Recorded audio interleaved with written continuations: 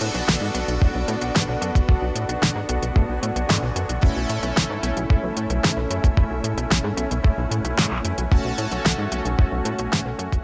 welcome back to another Table Network podcast. I am Zach here with Kinsey and Chris, and today we have a very special guest, master illusionist, creative entrepreneur, and author of The Wonder Switch, Harris. Harris, thank you for being here today.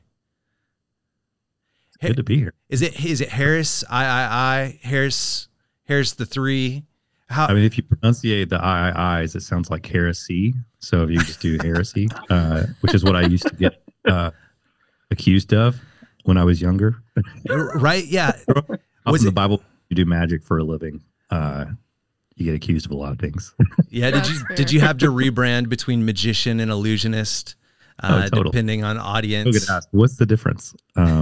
I'm like, illusionists are welcome everywhere. Magicians are not. So you create a more welcoming environment everywhere you go. Love it. Well, cool. So you were a previous DCX speaker. We were able to meet you, hear your story, fall in love with your story. And then we were actually able to grab some breakfast the last time we were in Nashville. And so just a friend now. For everybody who doesn't know you, could you kind of give them, you do a lot of things from writing the book to the story conference to traveling, speaking, coaching. Could you give everybody kind of an overview of what you're doing now? Yeah, sure. I mean, my favorite way to communicate things, including overviews, is to tell a story. So the best way to understand this is when I was 9, I was obsessed with baseball. I asked for a baseball glove for Christmas. That year, there was a box under the tree that was the perfect size to hold a baseball glove. And I got tricked. It was a box of magic tricks, not a baseball glove. From my grandmother, it's not at all what I wanted for Christmas that year. I don't know why I didn't get a baseball glove. And I never asked for a box of magic tricks. And so it's really interesting to think back about, like, if you looked at the trajectory of my life and think like, okay, this wasn't someone trying to support a hobby that I was interested in. That was literally my grandmother at a store going, I don't know, I feel like I should get him just something else. And then if she just would have reached one shelf higher or one shelf lower or walked down a different aisle, who knows what my life would look like. But to think it all goes to a single gift. And it wasn't even like the main gift, like this single random gift under a Christmas tree. It's crazy to think about. So obviously that little box of tricks changed my life. A couple of days went by. I got bored. I had nothing else to do. I performed my first trick for my mom and dad. And that moment was pretty significant. I didn't realize it in the moment. But looking back now that I've studied and obviously written a book about the neuroscience of positive awe states and the role of childlike wonder, specifically how it relates to change and storytelling, I realized that wonder is contagious. And so if you think about a little kid who's getting bullied, picked on, has some childhood abuse, is good at nothing, and then all of a sudden out of boredom is like, whatever, I got this stupid box of tricks. I'm going to go perform this trick. I march into the living room. I'm like, Mom and Dad, gather around. Here's what Grandma got me for Christmas. And I put a ball in a cup and made it disappear, and their eyes lit up. And their awe gave me awe. Like, their wonder being stirred awakened my wonder, flipped my wonder switch, and gave me permission, which I think is what wonder does. It gives us permission to believe in stories that we have even yet to see with our own eyes. So it permits believing before seeing. And so set off on this whole new mission. I was like, I'm going to travel the world and do magic shows. I'm happy to go deeper into the story, but obviously being a magician led to writing a book, which led to producing a conference called Story, as you mentioned, which led to having the conference and curating experiences that creative directors from Apple to Disney Imagineers to writers from everyone from organizations like Focus on the Family to the Bill and Melinda Gates Foundation come to. And so when you have like Nike and Google and Disney and all these companies come into your conference, they obviously want you to come talk to their teams. And so my career kind of shifted from being an entertainer who performed by doing magic shows to being a speaker and author on the subjects of storytelling, and specifically the intersection between storytelling and wonder.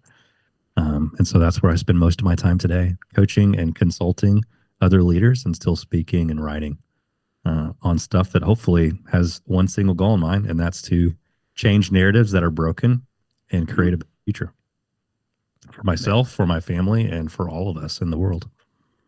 Yeah, that's powerful. It's wild to look back and reflect that one little moment changing the trajectory. And yeah, it's played out in a lot of different ways. Like even just knowing a little bit of your story, it's been up and down, and there's been a lot of pivots along the way. I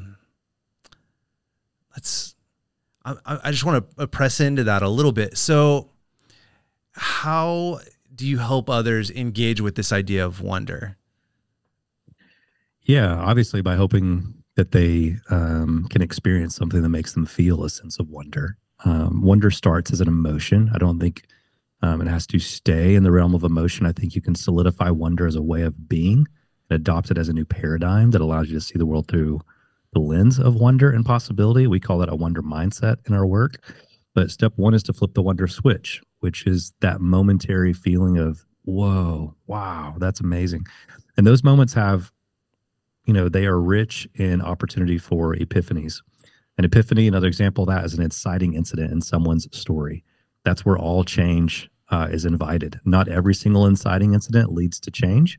Not all inciting incidents lead to positive change. Sometimes they lead to negative change or an experience of trauma that leads to the birth of a broken narrative or a lie, which is just an untrue story. But sometimes those aha moments can lead to a moment where everything changes. And those moments in our stories are very exciting because we can decide to ignore it and stick with the status quo, or honor something that we're being invited into, which might be scary because it's new or different from the story that we were clinging to. But I love those moments. If you think about even the breakdown of the concept of an aha moment is wonder followed by understanding. Mm-hmm. When wonder feeling, the state, when it becomes a verb, that's what curiosity is. I get asked a lot, like, what's the difference between curiosity and wonder? They're the same thing. Curiosity is wonder in action. So we experience and feel wonder, and it gives birth to a natural curiosity and desire to understand. So if you think about aha, that's I'm marveling at something. I'm going, whoa, wow. Aha, ha is, oh, that's how it works, right? Mm. And so these epiphany moments are really important. And the more of those we can experience, the more positive changes we can affect in others, that we can have and experience in our own lives. But we can't have those aha moments, those epiphanies outside of a wow moment, a state of wonder. And so we don't just have to wait for it to blindside us. That happens sometimes, right? Like we get caught off guard by a sunset while we're driving. We're like, oh my gosh, look at the sun tonight, right? While we're driving home. We have those like fireworks shows every now and then. Last night of vacation at Disney World, and you're exhausted and you're like, today sucked. But then you've got your kid on your shoulders looking up and you're like, maybe this was worth it. This is amazing, right? Like, and you flip out your phone if you're anything like me, and you do the little selfie camera and you like sneak the phone up at the kid on your shoulders, and they're like looking at the fireworks and like, wow. So like, obviously wonder interrupts us sometimes and sort of rescues us from this seemingly mundane. One of the ideas that going around is that wonder rescues us from the ordinary. I don't think there is such thing as ordinary. I think we're just asleep to the extraordinary that is everywhere, that is in us, including in the mirror. We just aren't awake to it. So if we could wake up to it, well, all of a sudden we can become these wonder seekers that aren't just sitting around waiting for wonder to come blindside us, but we can go seek it out. We can live lives that are intentionally designed for wonder. We can solidify wonder as a state of being, which changes everything about how we see. Again, because of going back to what I said earlier, because wonder gives us permission to believe. And I can talk about the science and what goes on in our brains if you want. But at the heart of it, that's why wonder, and that's why we want to leverage wonder to drive change. No, it's so good. I think about a quote that I've heard you say, which is, if you don't believe in magic, you'll never find it. And yeah, so that's a quote. Yeah. A shift in perspective right from the get, setting wonder as a goal, like attitude being your future self, or whatever you're open to is kind of the limit of what is actually possible. And so are we even looking for wonder personally? That's where we have to start. Well, Well, and even thinking too, like, I think we had this conversation when we were having breakfast in Nashville, but like, I feel like Zach has a more natural disposition to accepting and seeing all the wonder around, whereas I'm more focused on all the things we got to get done. And so, but I want to live in that state of wonder and have like a mindset that's open to it. But do you feel like there are some people that are just more naturally open to it? And then for those of us maybe who aren't, like, how do I step into that? Yeah. I mean, wonder is disruptive. It's threatening to the status quo. it's intimidating because, again, it whispers to us and says, hey, more is possible than you realize. But depending on our relationship with change, or how tightly we hold our expectations, or our lack of curiosity, or how much we are stuck in an old narrative that's not serving us or our true vision or calling well, wonder can feel scarier to some than others. And so some of us welcome it because we're like, change is awesome. I love change. Change is exactly what I'm looking for, right? Other people are like, hey, I kind of like the story I'm living in right now. Things are kind of going awesome, and I don't need anything to blow my life up. And so the moment something comes around that seems a little bit mysterious or ambiguous, I'm going to run away from that. I'm going to run away from the mystery instead of toward it. And so that's a big deal. And that is, I think, more and more and more our culture is gravitating towards becoming the type of people where, it's a generalization, but in general, humanity's becoming less intrigued and curious about mystery, and more concerned with how do we solidify the way things are right now. And change is being accelerated. It's incredibly rapid right now, and you see humanity wrestling with that. I think it's at the heart of most of our divisiveness. Is the reason things are so divided is because things are rapidly changing. Everybody's scared, and so we were responding to that change by arguing about the direction we should go in, instead of just being a little bit more open-minded and open-hearted and open-handed with our own expectations, to be willing to sit down, exchange empathy, and have heart-to-heart conversations. If we can just begin with humanity first, I think that wonder can way back in. I mean, a lot of it has to do with these, right? These little supercomputers that we carry around in our pockets. I'm not a naysayer against these. This was life-changing. And I don't, there are times, I'm just like, this thing is like destroying my life. And then the other times I'm like, this makes so much freedom in my life possible. Where I would have to be in an office somewhere working, I could be on a beach with my kids because I was able to wake up and do a Zoom call from my phone one morning in a parking lot, right? And so I don't think it's neither good or bad, but we do have to understand the role that it's playing. This is neutral because this is neither good or bad, just like Facebook or Twitter or what. Pick your favorite social media platform, and everyone's like, oh, that platform's evil, or the people behind it. Like, are they pulling strings from time to time? Yes. Is that a problem? Absolutely. But at the end of the day, these are storytelling tools that just sort of magnify what's already going on in our hearts. And out of the overflow of our hearts, we speak, right? It's just a microphone. And so what ends up happening is, in the process of using these microphones and yelling, we sort of become psychologically reconditioned to feel uncomfortable with wonder because we live in what feels like an abundance of certainty. Like, think about this for a second. 100 years ago, let's imagine you were alive 100 years ago, 150 years ago. Harry Houdini came to town. Harry Blackstone came to town. Howard Thurston came to town, these famous magicians of the golden era of magic. You hop on a horse or take your walk to the local theater downtown, right? You go into town. You watch this incredible magic show. You're like, oh my gosh, my mind is blown. You're marveling at these incredible feats of impossibility on stage. And you reach into your pocket and Google The Secret. And yet, do you think people back then desired to understand what they were experiencing? Of course they did. Of course they did. But there was a comfort level with just accepting the tension that came from, like, oh yeah, there's some things in the world that I'm amazed by, and I'm just not going to understand them right now. And that's okay. But now Amazon can get us a package in 2 hours. Netflix can make a movie that I used to have to drive to Blockbuster and rent a VHS and watch. Like, they can just deliver it to my TV instantly. And so now when we don't understand something, we're like, where's the YouTube video? Where's the Wikipedia page? And because Google has sort of taken this quest out of the question, as my friend Mark says, the quest is where we learn. The quest is the gift. The quest is the journey, right? Not the destination, as is commonly said.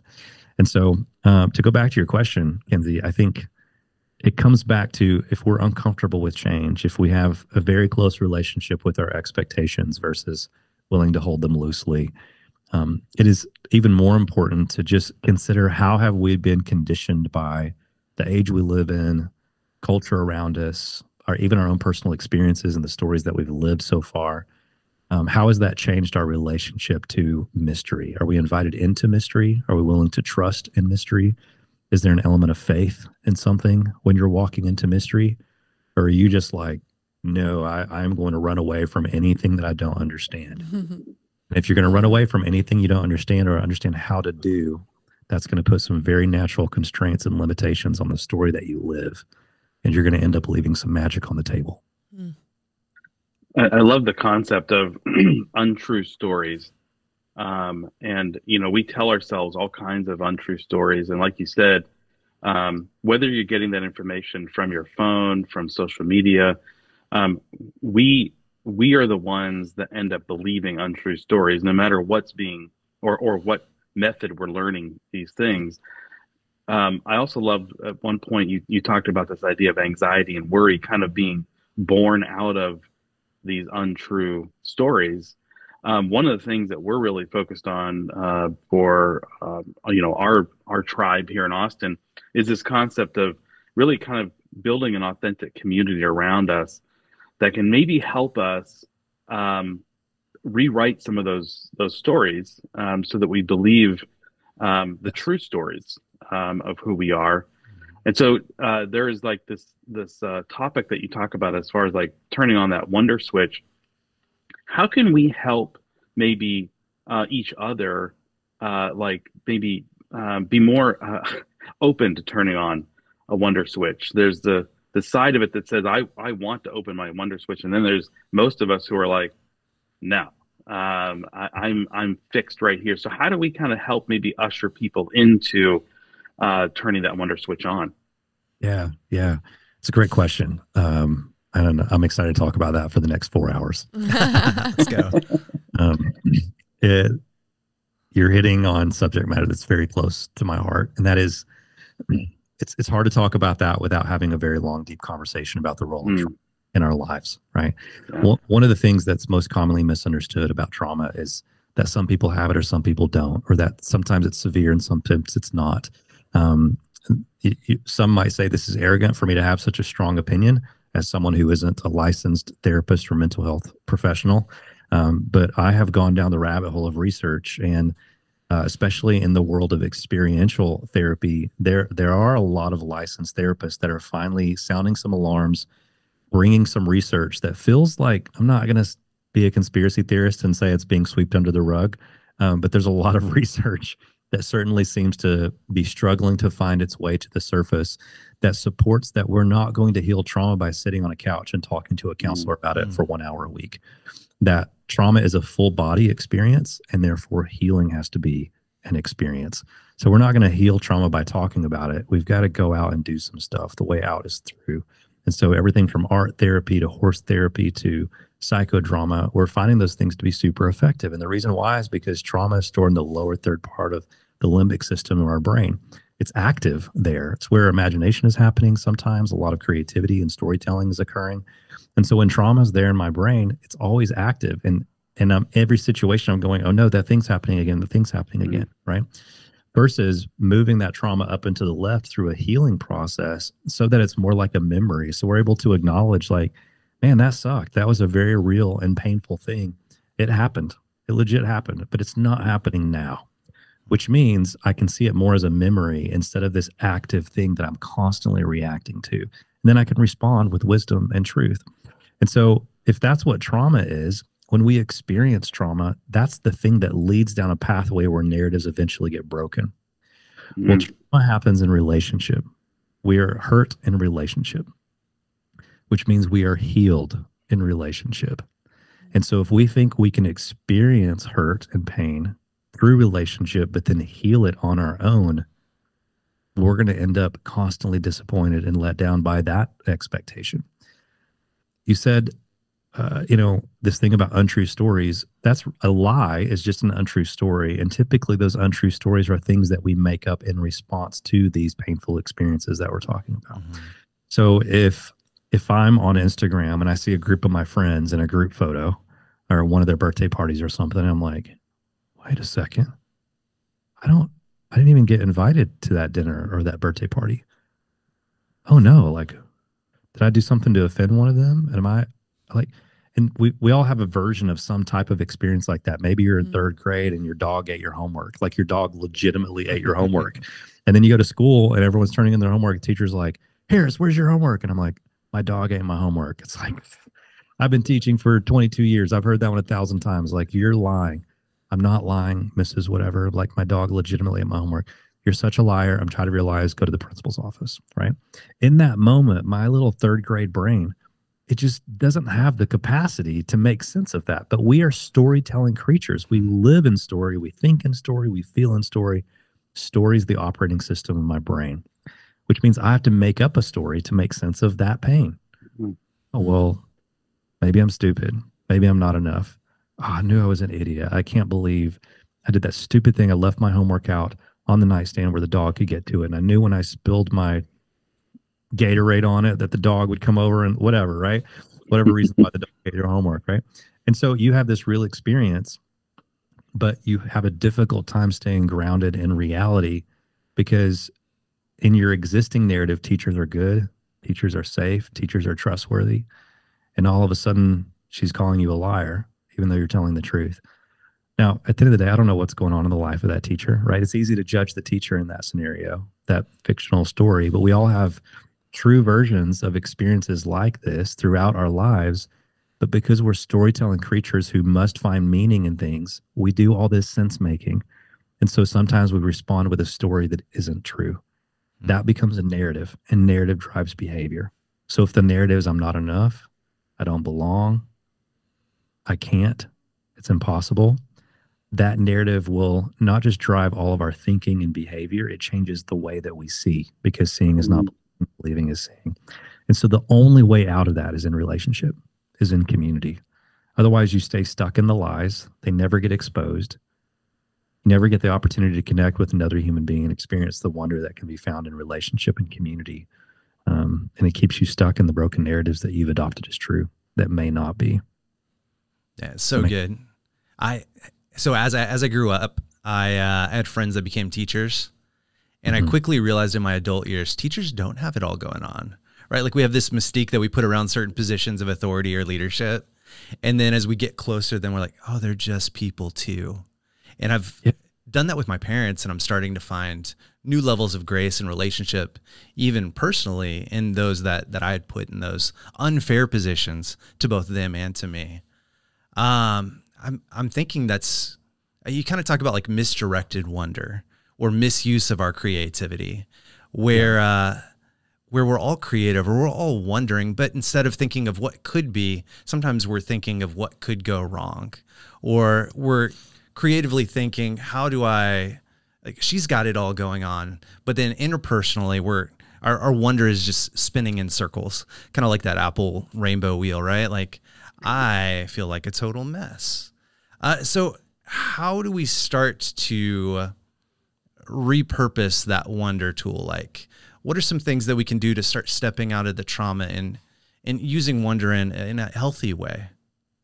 Yeah. Well, those are two different things. So stepping out of the trauma, I think, comes by way of some sort of healing or corrective experience at the story level, the narrative level inside your heart and your mind. That comes from relationship and community and doing the work. And the work can look like a lot of different things. And it's probably very therapeutic, right? So I'm not against therapy. I just think the way in which we do therapy is often broken because it's designed to help people cope instead of to help people heal. And so if we're going to heal instead of cope, well, all of a sudden the opportunity for positive change is within the realm of possibility for us. And that gives us hope, right? The second part of that kind of goes back to what Chris was saying about kind of fear and anxiety. I think step one is to recognize that we are creative. There's a lot of language that is not helping us right now. We have turned creative into a label or a noun that some people are. And so you hear this a lot. Like, oh, I'm a creative, or, oh, those are the creatives, or even within companies, it's like, go talk to creative. Oh, you're new here. This is your first day. They're on floor 2 down the hall on the right. That's where all the creatives are, right? And so creative is not something that any one person is, but if we use it as a label, that means it can't be put on everyone, which means, well, if you're a creative, maybe that means I'm not, right? And so because none of us can be a creative, because all of us are creative, it's not a noun. It's an adjective. And so it starts by recognizing, okay, this isn't something that I can outsource or dodge the responsibility of. If you're a human being on this planet, you have the responsibility to be creative. And the reality is that responsibility is easy for you to accept because you already are creating, whether you realize it or not. So I think it starts by just acknowledging that reality that all of us are already creating. And one of the things that helps with that is to pay attention to the work of our imagination. You know, Chris mentioned anxiety. I think worry and anxiety is a misuse of imagination.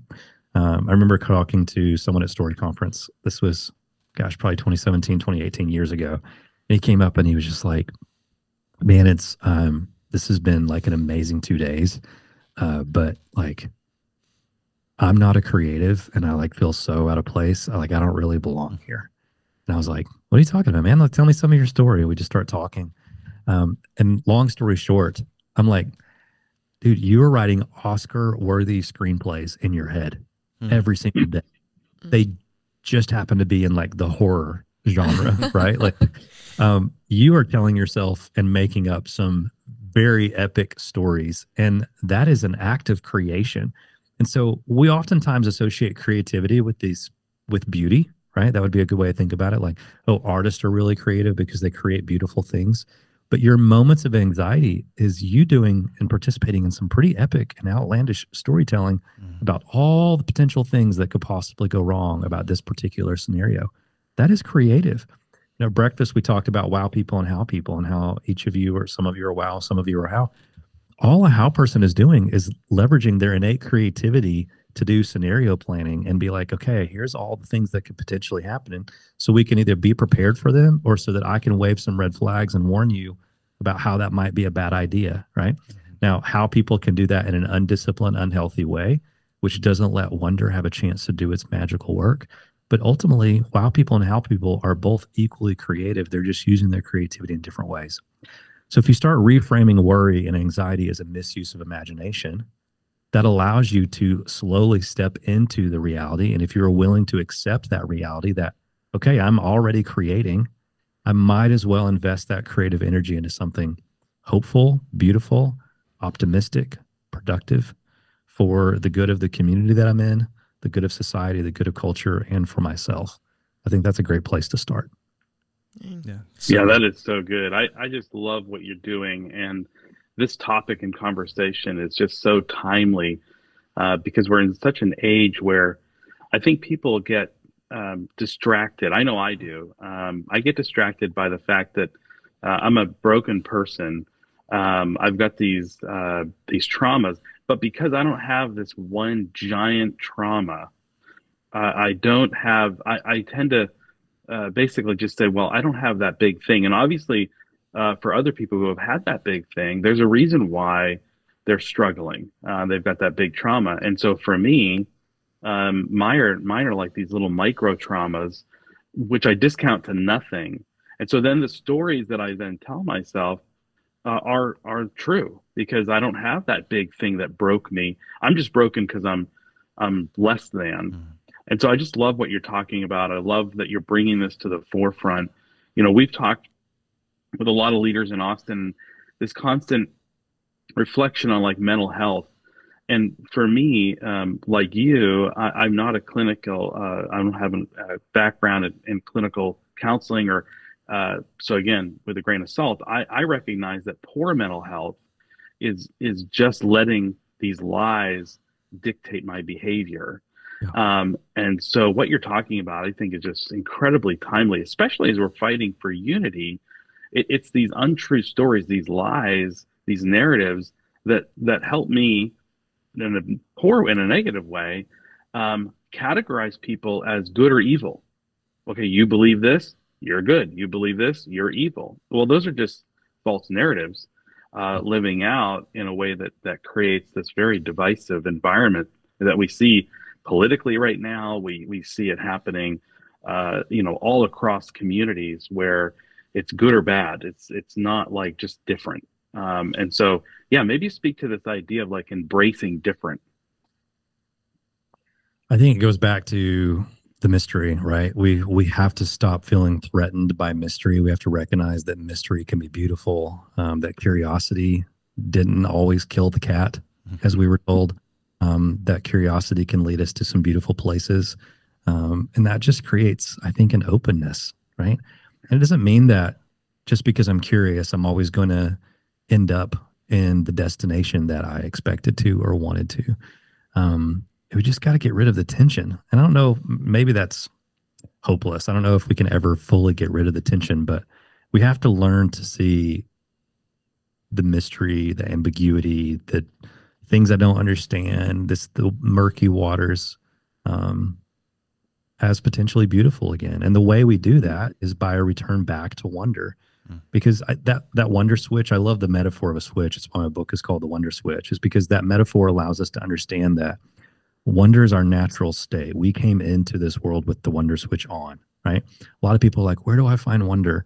I'm like, I understand what you're asking, but it's less about finding something that you've never had and more about a returning to. And the returning to is less about addition and more about subtraction. And what I mean by that is, if wonder is our natural state, then we don't have to add a bunch of stuff to our life to get wonder. We've got to clear all the stuff that's getting in the way. We have to subtract. And so what's the thing that's getting in the way? That's the trauma. That's those broken narratives, those untrue stories that we've made up to make sense of our pain in inaccurate ways, right?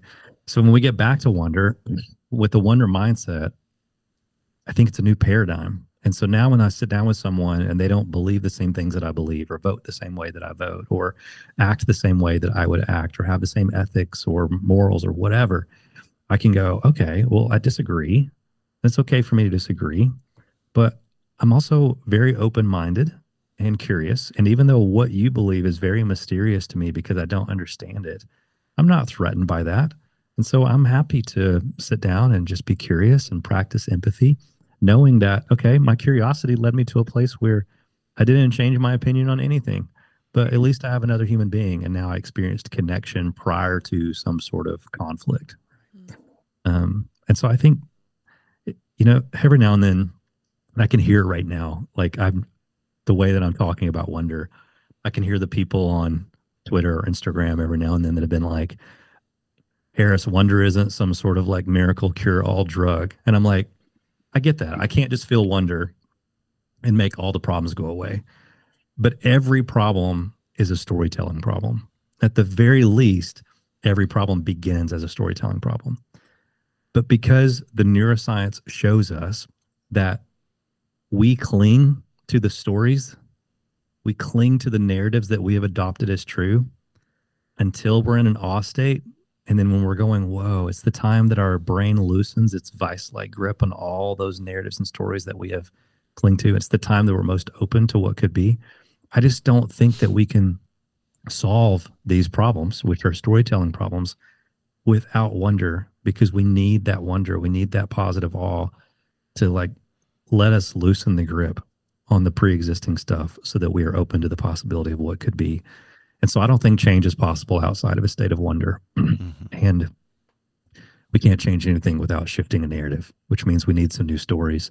But if we need some new stories and we want people to adopt those new stories or have any hope of getting along with each other, we've got to return back to a place of wonder that can slowly chisel away at the remaining jadedness and cynicism that is covering up that natural state.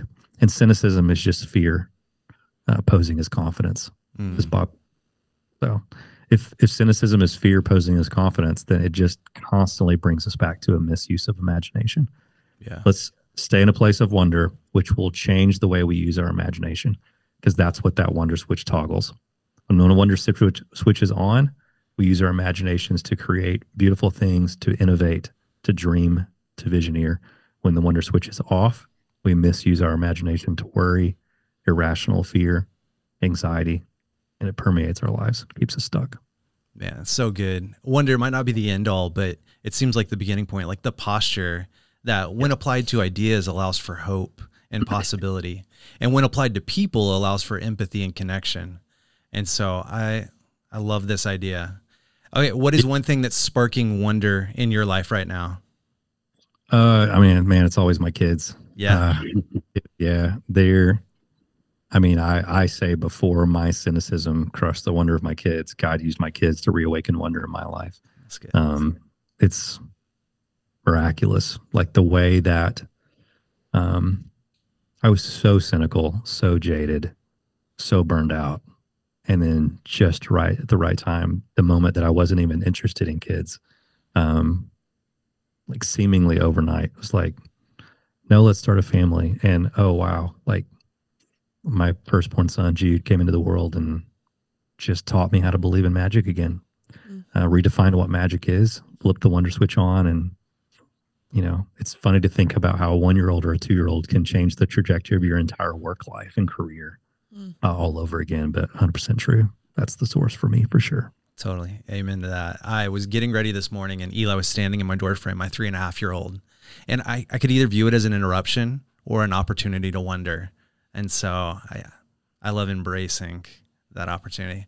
Well, thank you so much for being on today. How can our audience connect to the work that you're doing?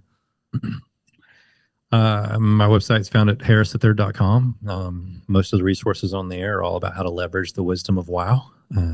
How all this wonder and positive all states that we've been talking about. You can read The Wonder Switch. It's had a lot of science in it. I think a lot of people, maybe your listeners listen in and they're like, wonder? Feels a little woo-woo. Some of the stuff they're talking about today. A few years ago, UC Berkeley did me a giant favor they don't even know who I am. Maybe they do. Maybe they saw my book at this point, but they started studying what they called positive all states and just gave us an enormous amount of research that supports something I've been talking about for years, but helped get it out of the woo-woo category and realize, oh, the stuff we're talking about that we were intuitively realizing about how all states change the stories we tell ourselves, they supported with a massive amount of science. Which is super cool. So if you're fascinated by that, want to learn more about that, pick up a copy of The Wonder Switch. It's a great book. I'm obviously a little biased, but some very awesome people have said very kind things about it. And then just follow along online. I always respond to my DMs. I'm most active on Instagram and LinkedIn. So just look me up, Harris III, Harris III, like the Roman numeral 3, and I will likely respond. That's a good thing to keep in touch with all things going on, whether it's SoloCon, Story Conference, the next book, Wisdom of Wow stuff. It's all there. Awesome. Harris, thank you so much for your work, for your time, and for investing in our community today. And appreciate you guys. Appreciate what you're doing and your willingness to continue to give a platform to conversations like these and to not just write it off as the woo-woo. I appreciate that you gave me a mic today. Thank you. Of course. The woo-woo is worth it. So these are the conversations worth having. All right, Kins, as equal counterparts, how to my wow, how was that for you? That was very good. My brain is a little mushy. I got a lot of things I got to think about, but Harris said not to overthink it, so I got it. There you go. That was like therapy for me. I love that idea of awe. Awe could be the root word for awful, or it could be the root word for awesome. So how do we leverage our wonder in impactful ways? We'd love to hear how you guys are using wonder to create in your communities. And so connect with us. As always, like, comment, rate, and subscribe this podcast. We want to hear from you.